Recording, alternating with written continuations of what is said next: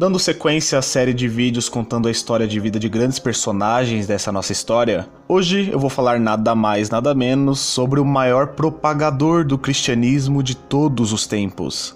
E que fez isso no momento mais crucial da história cristã, ou seja, logo no início, quando a perseguição sobre os cristãos era extremamente pesada. Eu vou falar sobre o apóstolo Paulo, ou São Paulo, se preferir, já que seus esforços em cristianizar o mundo o tornaram um santo da igreja, um título conferido àqueles que desempenharam um papel digno de muito reconhecimento e que servem de exemplo para nós, os demais cristãos. E quando se fala de apóstolo Paulo, eu nem preciso mensurar aqui, a importância dele na construção da doutrina cristã. Para você ter uma ideia, dos 27 livros do Novo Testamento, 13 são de autoria de Paulo, praticamente metade. Então, assim, aí você já começa a ter noção da grandeza do apóstolo. Então, qualquer tentativa minha aqui de exaltar a importância de Paulo ainda é muito pouco para o que de fato ele representa. Pois bem, mensurar a grandeza de Paulo é praticamente impossível, mas contar a história de vida dele, resumidamente, não. E é isso que nós vamos fazer aqui hoje. O que será que ele fez durante a sua vida? É isso que nós vamos descobrir. Paulo de Tarso, originalmente chamado de Saulo por sua origem judaica, nasceu provavelmente no ano 5 depois de Cristo, na cidade de Tarso, na Cilícia, onde hoje fica a Turquia. Paulo era filho de judeus, porém seus pais gozavam dos benefícios da cidadania romana. O Império Romano, é importante lembrar, dominava grande parte da Europa, do norte da África e do Oriente Médio no primeiro século, e ser cidadão romano era uma grande vantagem em detrimento dos que não eram, e por ser filho de cidadãos romanos, Paulo também adquiriu os mesmos privilégios. Não só isso, o próprio nome Paulo tem uma origem romana.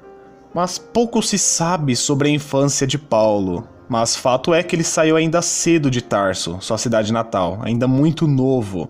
Saiu para ser educado em Jerusalém por Gamaliel, que foi um grande educador fariseu e doutor da lei, que era muito famoso na sua época, por sinal.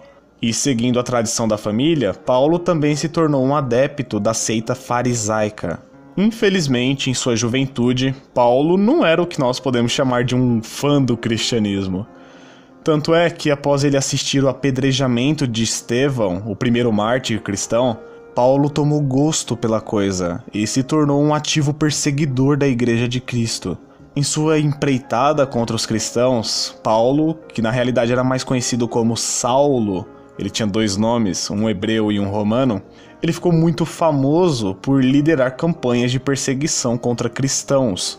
Qualquer um que Paulo encontrasse e que fosse identificado como seguidor de Cristo era imediatamente levado prisioneiro até Jerusalém.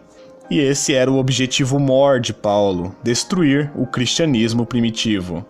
Algo que lhe conferia uma posição privilegiada frente ao sumo sacerdote e frente aos judeus que apoiavam esse combate. Mas como nós sabemos, isso não iria ficar assim por muito tempo, Paulo havia de mudar. E num certo dia, quando Paulo se encaminhava à cidade de Damasco para buscar mais cristãos e jogá-los na prisão, ele estava prestes a vivenciar uma brusca conversão ao cristianismo, passando agora da condição de perseguidor a perseguido. Isso mesmo, Paulo, que até então reconhecia Jesus como um impostor e que estava convicto que sua sina era perseguir e eliminar cristãos, e que essa supostamente era a vontade de Deus, agora ele se tornou um homem diferente, não só seguidor, como propagador do cristianismo. Mas como se deu essa transformação? Da seguinte forma, no meio do trajeto até Damasco, eis que Paulo viu surgir uma luz muito forte que logo o cegou, e ouviu uma voz que lhe questionava o motivo de sua perseguição.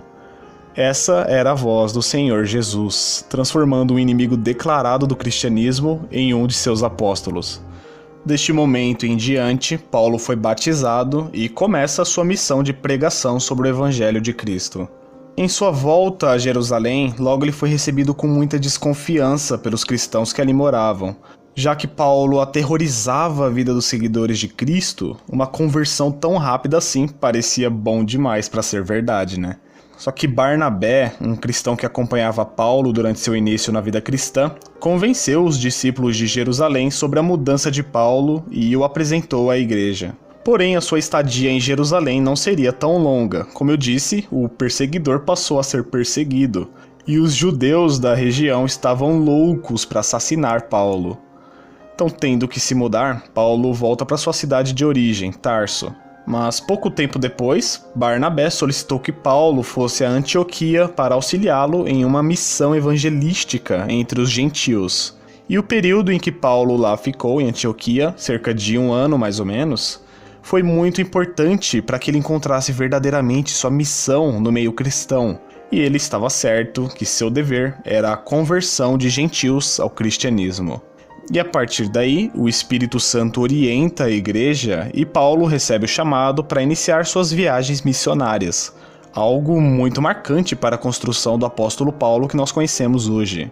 Ao todo, foram 3 grandes viagens evangelísticas de Paulo que ocorreram dentro de um período de 10 anos.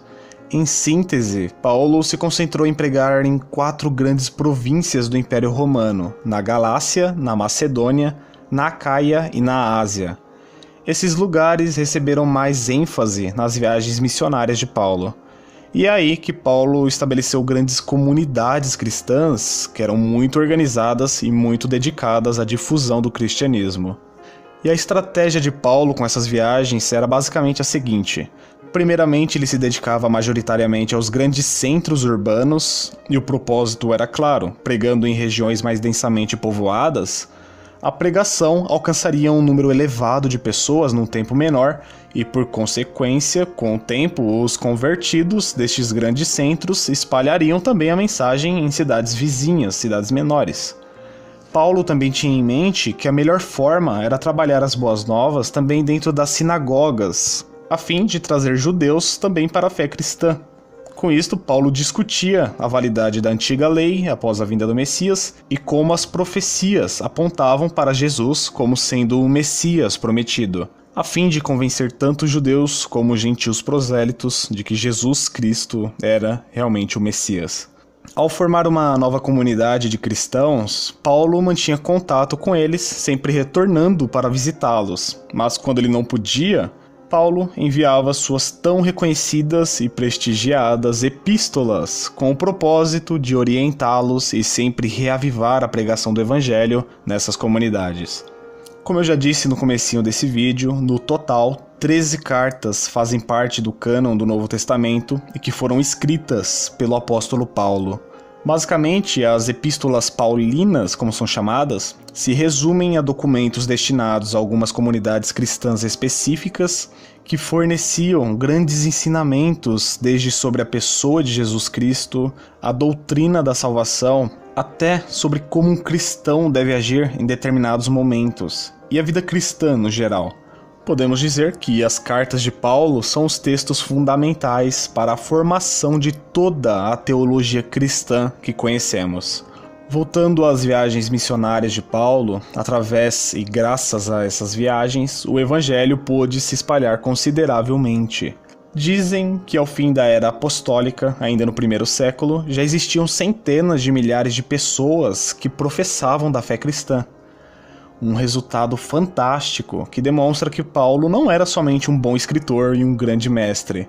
Mais do que isso, ele tinha disposição de sair pelo mundo levando a mensagem de Cristo. Ele adentrava nas comunidades mais perigosas para cristãos, ia lá e pregava pela graça de Deus. E por causa desta coragem de Paulo, o cristianismo não só não foi destruído logo no início, como ainda cresceu abundantemente e se transformou na religião mais consistente e com mais seguidores no mundo em pouquíssimo tempo. Ao longo das 3 viagens de Paulo, logo em sua terceira e última viagem, a caminho de Jerusalém, mesmo sabendo do perigo que seria para sua vida retornar à cidade onde os judeus o esperavam para o matar, Paulo decidiu rever seus irmãos de fé mesmo assim. Mas, para evitar o conflito entre cristãos e judeus com a volta de Paulo, os romanos, antecipadamente, resolveram prender Paulo para impedir que ele fosse linchado pelos judeus. Depois de algum tempo preso, Paulo, por ter a cidadania romana e sabendo que receberia um julgamento desfavorável, apelou para que fosse levado a Roma para ser julgado exclusivamente diante de César. Esse era um dos benefícios da cidadania romana. Porém, o navio de Paulo naufragou no meio do trajeto, mas felizmente Deus livrou Paulo da morte já nesse momento. Agora, chegando em Roma, na capital do Império, Paulo passou 2 anos em prisão domiciliar, mas foi concedida a liberdade de, nesse período, ele poder pregar abertamente na cidade mais importante do planeta à época. Até que chega o ano de 67 d.C., e mesmo a Bíblia não descrevendo como se deu os eventos da vida de Paulo a partir de sua prisão em Roma, diz a tradição da igreja que Paulo acabou por ser executado pelos romanos, decapitado, um fim muito cruel, mas que era muito comum para os cristãos daquela época. Quem se aventurava pregando o evangelho encontrava muitas, mas muitas dificuldades por causa da perseguição intrínseca da época. Grande parte dos evangelizadores foram cruelmente assassinados nos primeiros séculos depois de Cristo. E essa foi a história de vida de São Paulo, um homem que foi completamente transformado através da pessoa de Cristo, que a princípio acreditou estar fazendo certo ao perseguir cristãos, mas que passou a ser perseguido após descobrir que era justamente em Jesus que habitava toda a verdade e a vida.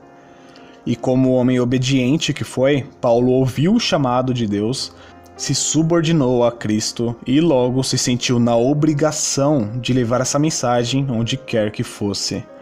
E esse é o exemplo de Paulo para as nossas vidas. Ele deixou um enorme legado que na realidade são os fundamentos da fé